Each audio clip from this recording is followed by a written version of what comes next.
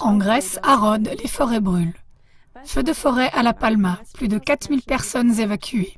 Incendie de forêt en Europe. Où les vacanciers doivent-ils être particulièrement vigilants? Tous les ans, on peut presque régler l'horloge. Les mêmes informations se succèdent dans les médias. L'une d'entre elles concerne les incendies de forêt. Lorsqu'il n'a pas plu depuis longtemps, cela favorise les incendies de forêt, disent les médias. Le réflexe est de sortir le changement climatique de la boîte. Mais ce n'est que partiellement la cause. Les incendies de forêt sont presque toujours dus à l'homme, soit intentionnellement, soit par négligence. C'est ce que confirme le professeur Michael Müller de la Faculté des sciences de l'environnement, qui, actif dans l'enseignement et la recherche, s'occupe de l'apparition des incendies de forêt. Selon lui, les incendies de forêt sont presque toujours causés par l'homme. Jörg Karelman se défend également auprès du Spiegel contre un mythe récurrent. Prenez également note du fait que la chaleur ne produit pas des incendies de forêt. Il faut 250 à 300 degrés pour que la végétation s'enflamme. Tous les incendies de forêt qui se produisent ces jours-ci sont le résultat soit d'une négligence, soit d'un acte intentionnel.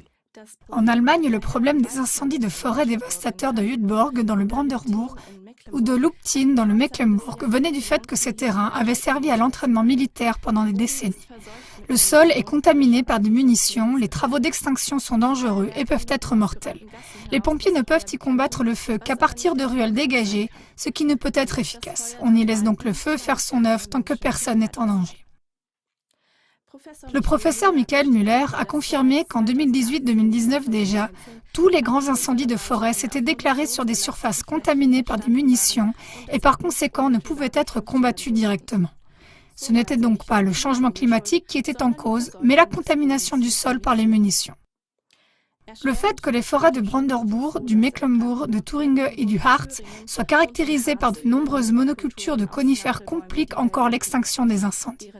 Leurs aiguilles brûlent particulièrement bien en cas d'incendie et le feu se propage.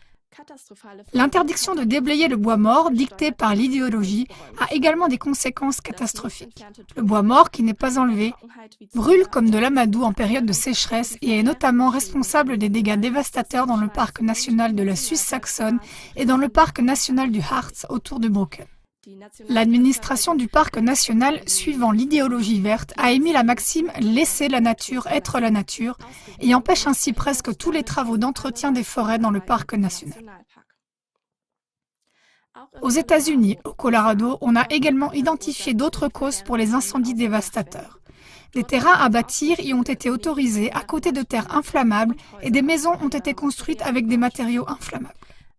Au lieu de dévoiler sérieusement les véritables causes et de les éliminer, on exploite les incendies de forêt pour continuer à alimenter, au sens propre du terme, la chanson des catastrophes climatiques.